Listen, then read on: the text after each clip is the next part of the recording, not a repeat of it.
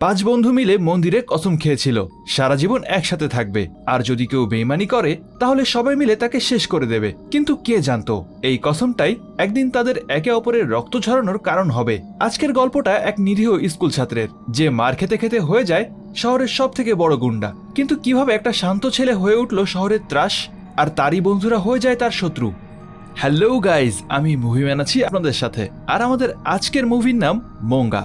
গল্পটা শুরু হয় মোঙ্গা শহরের বেঞ্জি নামের একটা ছেলেকে দেখিয়ে।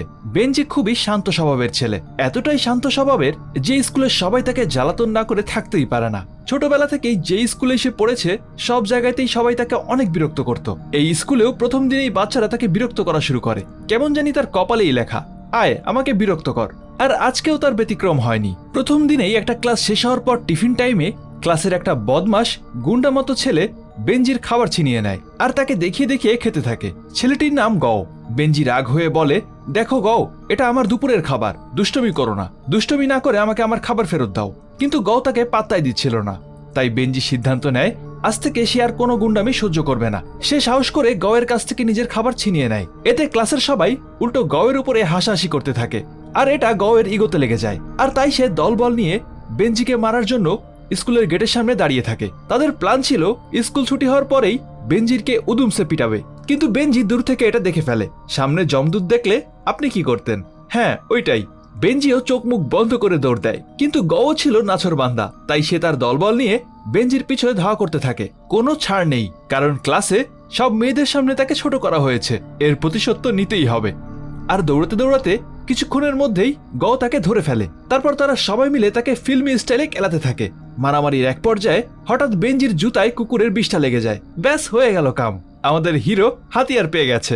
সে এই নোংরা জুতা দিয়ে বকাটেদের ভয় দেখাতে থাকে আর তাদেরকে সেখান থেকে তাড়িয়ে দেয়। যদিও এটা শক্তিশালী হাতিয়ার ছিল না, কিন্তু কাজ তো করেছে। আর যখন এই সবকিছু চলছিল তখন সেখানে আরো একটা গ্যাং উপস্থিত ছিল, আর তারা ছিল আসলে গওয়ের শত্রু গ্যাং। দূর থেকে তারা এই সবকিছু দেখে ভালোই মজা পাচ্ছিল, কিন্তু বেঞ্জির উপস্থিত বুদ্ধি দেখে সেই দলের নেতা জাইলং বেঞ্জিকে তার দলে নেওয়ার সিদ্ধান্ত নেয়। শত্রুর শত্রু বন্ধু, এই থিওরি আর কি। পরের দিন জাইলং বেঞ্জিকে তাদের দলে যোগ দেওয়ার প্রস্তাব দেয়। বেঞ্জি বুঝতে পারে এখানে তাকে টিকে থাকতে হলে কোনো না কোনো দলে তো যোগ দিতেই হবে, তাই সে অনেক ভেবেচিন্তে জাইলং এর সঙ্গে হাত মেলায়। জাইলং গওকে ধরে নিয়ে এসে বলে, ওকে মেরে আগের দিনের অপমানের প্রতিশোধ নাও। কিন্তু বেঞ্জির এখনো কাউকে মারার মতো এত সাহস হয়নি। ঠিক তখনই শায়েন নামের একটা ছেলে তাকে সাহস দিয়ে বলে, আরে বেটা মার। এই লাইন শুনে আমাদের হিরো অতিরিক্ত মোটিভেট হয়ে যায় আর গাওয়ের উপরে ঝাঁপিয়ে পড়ে, তাকে উদুমসে পিটাতে থাকে। এভাবে সে জাইলং এর দলের একজন পাকা সদস্য হয়ে ওঠে। এরপর থেকে সে প্রায় স্কুল ছেড়ে অন্যান্য গ্যাংয়ের সাথে মারামারি করতে যায়। জাইলং এর দলের গুন্ডারাও এখন তার আসল বন্ধু। জাইলং মুঙ্গা শহরের নাম করা গুন্ডা গীতার ছেলে। এছাড়াও তাদের দলে হিসং, আও এবং বাইহো ছিল। কি নাম রে বাবা!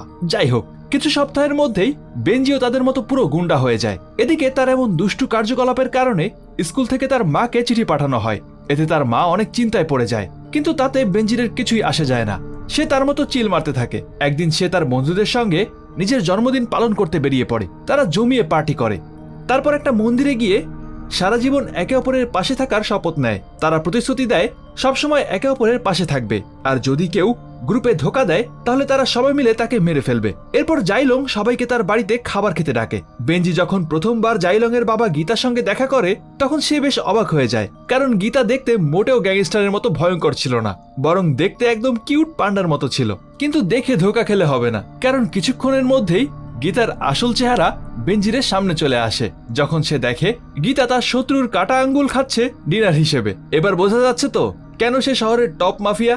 এরপর আমরা দেখি জাইলং তার বান্ধবী সিমির সঙ্গে দেখা করতে যায়। তখন তার বন্ধুরাও তার সাথে সেখানে যায়, কিন্তু জাইলং সিমির সাথে কথা বলার বদলে তার বন্ধুদের সাথেই বেশি বেশি গল্প করতে থাকে। তাই সিমি রাগ করে সেখান থেকে চলে যায়। এই সময় গও পাশেই ছিল।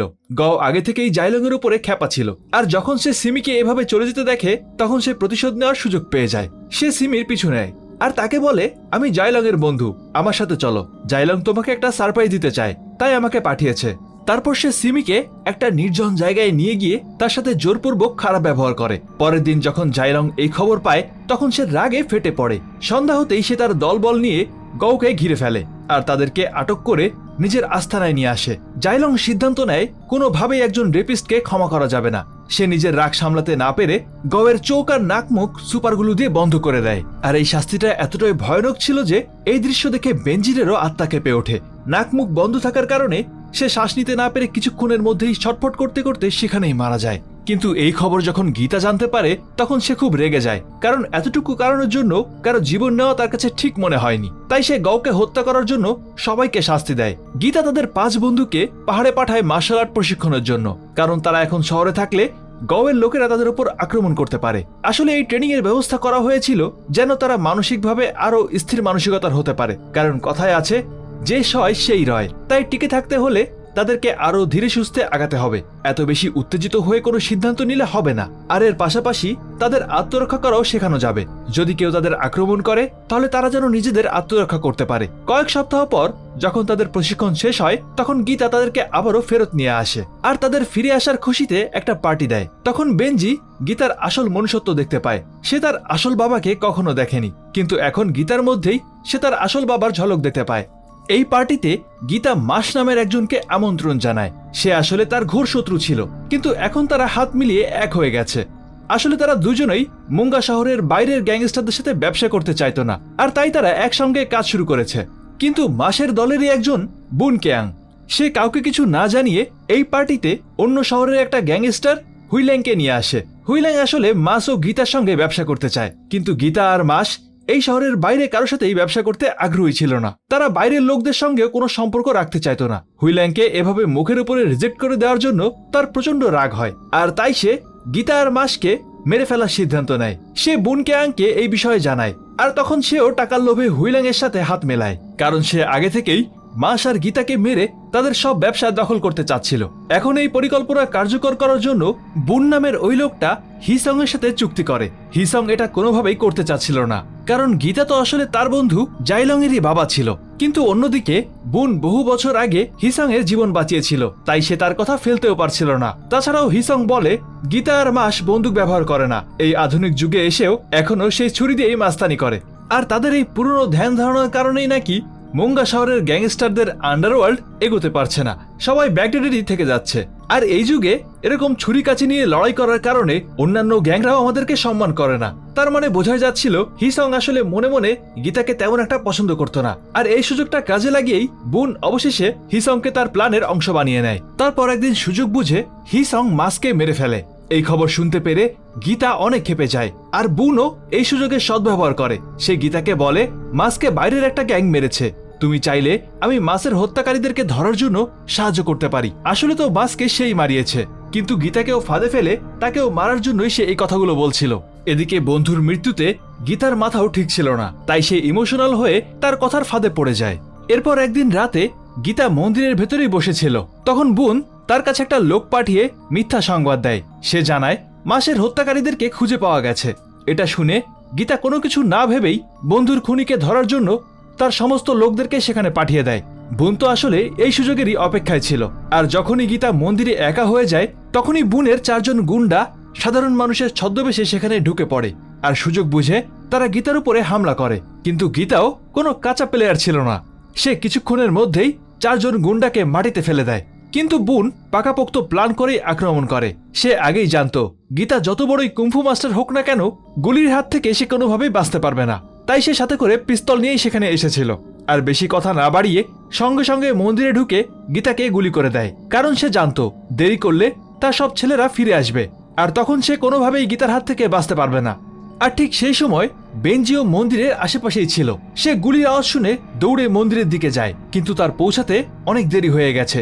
সে পৌঁছানোর আগেই গীতা মারা যায়। পরের দিন বেনজি নিজেই গীতার চিতায় আগুন দেয়, কারণ জাইলং চাইলেও সামনে আসতে পারছিল না। সবার সন্দেহ ছিল তার বাবার খুনিরা হয়তো তাকেও মেরে ফেলবে। কি কপাল পোড়া ছেলে, বাবাকে শেষ দেখাও দেখতে পারল না। এদিকে হিসংও জানতো যতক্ষণ তার বন্ধুরা এই শহরে আছে ততক্ষণ বুনের লোকেরা তাদেরকে মেরে ফেলতে চাইবে। হিসং গীতাকে মেরে ফেললেও সে আসলে তার বন্ধুদেরকে ঠিকই ভালোবাসতো, তাই সে জাইলং, আও আর বাইহোকে একসাথে ডেকে আনে আর তাদেরকে কিছুদিনের জন্য ফিলিপাইনে চলে যেতে বলে। আর তার কথা শুনে সবাই ফিলিপাইনে চলে যাওয়ার সিদ্ধান্ত নেয়, কিন্তু সবাই গেলেও বেনজি সেখানেই থেকে যায়, কারণ সে এই শহর থেকে গীতার আসল খুনিকে খুঁজে বের করবে আর তার মৃত্যুর প্রতিশোধ দিতে চাচ্ছিল। আর তাছাড়াও সে আগে থেকেই হিসংকে সন্দেহ করছিল। সে মনে মনে ভাবছিল গীতা আর মাসের মৃত্যুর পেছনে অবশ্যই হিসং এর কোনো হাত আছে। আর সন্দেহ হওয়ার আরো একটা বড় কারণ হচ্ছে হিসং তার সব বন্ধুদেরকে চলে যেতে বললেও নিজে ঠিকই এই শহরে থেকে যাচ্ছে। সে সবাইকে পাঠিয়ে দিয়ে একা কি করে থাকবে? বিপদ হলে তো তারও হওয়ার কথা, তাই না? এই সব কিছু বেঞ্জির কাছে কেমন জানি একটা লাগছিল। এদিকে রাত হতেই বাইহো সবার নজর এড়িয়ে বাইরে চলে আসে। শুরু থেকেই তার সন্দেহ ছিল বুনই গীতাকে মেরেছে, তাই সে তার উপর নজর রাখছিল, কিন্তু কাউকে কিচ্ছু বুঝতে দেয়নি। তাই সুযোগ বুঝে একা একা বুনের গোডাউনে চলে যায় আর তাদের সব কথাবার্তা শুনে ফেলে। এরপর সে বুনের সামনে গিয়ে বলে, আমি সবাইকে বলে দেব তুমি গীতার আসল খুনি। আর এটা শুনে হুইল্যাং এর গুন্ডারা তাকে আটকে ফেলে নির্মমভাবে পিটায়। তার অবস্থা এত খারাপ হয়ে যায় যে আইসিইউতে ভর্তি করাতে হয়। এইসব দেখে হিসং বেঞ্জিকে বলে, তোমার এখনই ফিলিপাইনে চলে যাওয়া উচিত। হিসং এর একরোখা ব্যবহার দেখে বেঞ্জির একটু সন্দেহ বেড়ে যায়। এরপর সে আসল ঘটনা বের করার জন্য হিসং এর কথা মেনে ফিলিপাইনে যাওয়ার সিদ্ধান্ত নেয়। আসলে এটা একটা নাটক মাত্র। এটা আসলে হিসংকে বোঝানোর জন্য, যাতে সে মনে করে বেঞ্জি আসলেই ভয় পেয়ে ফিলিপাইনে চলে যাচ্ছে। এতে সে লুকিয়ে লুকিয়ে হিসং এর উপরে নজর রাখতে পারবে। এরপর কাহিনীতে আসে একটা বড় টুইস্ট। বেঞ্জি হুইল্যাং এর সঙ্গে দেখা করতে যায়। সেখানে গিয়ে জানতে পারে হুইল্যাংই তার মায়ের পুরনো প্রেমিক। বেঞ্জি এটা ভালোভাবেই জানতো গীতার খুনিকে ধরতে গেলে তার নিজের জীবনও চলে যেতে পারে। তাই সে হুইল্যাংকে বলে, আমার যদি কিছু হয়ে যায় তো আমার মায়ের যত্ন নিও। হুইল্যাং তাকে থামানোর অনেক চেষ্টা করে, কিন্তু বেঞ্জি কোনো কিছুর বিনিময়ে তার কথা মানতে চায় না। এরপর রাতে হুইল্যাং বেঞ্জির বাড়িতে তার মায়ের সাথে দেখা করতে আসে। আর এখানেই সব থেকে বড় টুইস্ট সে জানতে পারে, সে আসলে বেঞ্জির আসল বাবা। বেঞ্জির মা আজ পর্যন্ত এই সত্যটা হুইল্যাং আর বেঞ্জির দুজনের কাছ থেকেই লুকিয়ে রেখেছিল। আর যখনই হুইল্যাং জানতে পারে বেঞ্জির তার নিজের ছেলে, তখনই সে অস্থির হয়ে তাকে খুঁজতে বেরিয়ে পড়ে। কারণ সে ভালো করেই জানতো বেঞ্জির একা বড় কোনো গ্যাংয়ের সাথে পেরে উঠবে না। অন্যদিকে বেঞ্জি ফিলিপাইনে যাওয়া নাটক করতে থাকে আর বন্ধুদেরকে নিয়ে মন্দিরে চলে আসে। ফিলিপাইন যাওয়ার আগে সবার সাথে শেষ দেখা করতে চায় সে, কিন্তু যেই সবাই একে একে যেতে শুরু করে অমনি বেঞ্জি সুযোগ বুঝে হিসং এর গলায় ছুরি ধরে বলে, সবার সামনে স্বীকার কর গীতার মাসকে তুই মেরেছিস। বেঞ্জির পুরো বিশ্বাস ছিল হিসং খুনিদের সাথে হাত মিলিয়েছে। আসলে সে গত কয়েকদিন ধরে হিসং এর পিছু নিয়ে তার প্রতিটা পদক্ষেপের উপর নজর রাখছিল। সে দেখেছিল হিসং বুনের সাথে আর হুইল্যাং এর সাথে নিয়মিত দেখা করে। অবশেষে হিসংও স্বীকার করে, হ্যাঁ আমি গীতাকে মেরেছি, কিন্তু আমি এসব তোদের এই শহরের ভালোর জন্যই করেছি। এমন সময় বুন আর তার লোকেরা মন্দিরে ঢুকে তাদের সবার উপর হামলা করে। আসলে বুন পাকা খেলোয়াড়, সে কোনোভাবেই প্রমাণ রাখতে চাচ্ছিল না, তাই সাপ মারার পর লাঠিও ভেঙে ফেলতে এসেছে। এখন বেঞ্জি, জাইলং আর আও বুন আর তার গুন্ডাদের সাথে মারামারি করতে থাকে। তাদের সবাইকে মারামারি করতে দেখে হিসং সেখানে স্তব্ধ হয়ে দাঁড়িয়ে থাকে। সে বুঝতে পারছিল না এখন তার কি করা উচিত, বন্ধুদের সাহায্য করা উচিত নাকি বুনকে। কিন্তু যখন সে দেখে তার বন্ধুরা সত্যের পক্ষে লড়াই করছে, তখন তার মধ্যেও সাহস চলে আসে। সে বন্ধুদের সাহায্য করার সিদ্ধান্ত নেয়। সে একটা ছুরি দিয়ে বুনের কান কেটে দেয়। তখনই হঠাৎ আশেপাশে পুলিশদের সাইরেনের আওয়াজ বেজে ওঠে। হিসং ভাবে এটাই পালানোর ভালো সুযোগ, কারণ সে যদি বেঞ্জির হাতে পড়ে বেঞ্জি তাকে ছাড়বে না। সুযোগ বুঝে হিসং সঙ্গে সঙ্গে সেখান থেকে পালিয়ে যায়। কিন্তু যখন বেঞ্জি তাকে পালাতে দেখে সেও তার পিছু নেয়। আসলে বেঞ্জির মাথায় রক্ত উঠে গিয়েছিল। সে সিদ্ধান্ত নিয়েই ফেলেছে বিশ্বাসঘাতকতার কোনো ক্ষমা নেই। কিন্তু হিসং দ্রুত সেখান থেকে পালিয়ে যায়। সেও বুঝতে পারে এখন তার সামনে দুটো পথ খোলা আছে, হয় হার মানতে হবে আর তা না হলে মরতে হবে। আর তাই আস্তানায় গিয়ে সে একটা পিস্তল বের করে আর সরাসরি বেঞ্জির সামনে গিয়ে দাঁড়ায় আর কোনো কথা ছাড়াই সোজা তার উপরে গুলি চালায়। যদিও গীতাকে সেই মেরেছে, কিন্তু এই সবকিছুর জন্য সে বেঞ্জিরকেই দায়ী করতে থাকে। সে বলে, তুই যদি চুপচাপ ফিলিপাইন চলে যেতি তাহলে আজকের ঘটনাটা ঘটতো না। বেঞ্জি বুঝতে পারে সে আর বেশিক্ষণ বাঁচবে না, তাই সে বলে, আমি নয় ফিলিপাইন যাইনি, কিন্তু তুই বন্ধুত্বের মাঝে বেইমানি করলি কেন? যাই হোক বন্ধু, আমাদের কপালে হয়তো এটাই লেখা ছিল। আমি চলে যাচ্ছি, তুই কি শেষবারের মতো আমাকে একবার জড়িয়ে ধরবি? আর এটা শুনে হিসং এর চোখে পানি চলে আসে। সে ইমোশনাল হয়ে পড়ে আর বেঞ্জিরকে জড়িয়ে ধরে। কিন্তু এটা তো বেঞ্জিরের পাতানো ফাঁদ ছিল। যেই হিসং তাকে জড়িয়ে ধরে অমনি বেঞ্জি তার পিঠে ছুরি ঢুকিয়ে দেয়। বেইমানের সাথেও বেইমানিই হয়, এটাই হয়তো তার উপযুক্ত প্রমাণ। ছুরি মারতেই হিসং আবারও বেঞ্জিরের উপর গুলি চালায় আর বলে, আরে গাধা, গীতা এতটাও ভালো মানুষ ছিল না যার জন্য তুই নিজের বন্ধুকে মারতে চাস। আসলে হিসং এর বাবা আর গীতা বেশ ভালো বন্ধু ছিল, কিন্তু গীতা একটা সামান্য কারণে তার বাবার হাত কেটে ফেলেছিল। আর এজন্যই হিসং গীতাকে কখনো ক্ষমা করতে পারেনি। নিজের বাবার হাত কাটার প্রতিশোধ নিতেই গীতার দলে সে যোগ দিয়েছিল। আর এই দিক থেকে চিন্তা করলে হিসং কোনো ভুল করেনি, কারণ সে তার বাবার প্রতিশোধ নিয়েছিল। আর ঠিক তখনই পেছন থেকে জাইলং এসে হিসং এর পিঠে একের পর এক ছুরি মারতে থাকে। হিসং সেখানেই পড়ে যায় আর জাইলং তখন বলে, তাহলে আমিও তো কোনো অপরাধ করছি না তোকে মেরে, আমিও আমার বাবার হত্যার প্রতিশোধ নিচ্ছি। শুধু তাই না, আমি একটা বিশ্বাসঘাতকেরও বিচার করলাম। তুই নিশ্চয়ই ভুলে যাসনি, আমরা ওয়াদা করেছিলাম যদি কেউ বিশ্বাসঘাতকতা করে তবে তার একটাই শাস্তি, মৃত্যু। দেখতে দেখতে হিসং আর বেঞ্জি সেখানেই মারা যায়, আর এই করুণ বন্ধুত্বের গল্পটা এখানেই শেষ হয়ে যায়। বেঞ্জির গল্প শুরুটা ছিল নিজেকে বাঁচানোর একটা চেষ্টা থেকে, কিন্তু শেষ হলো সবকিছু হারিয়ে।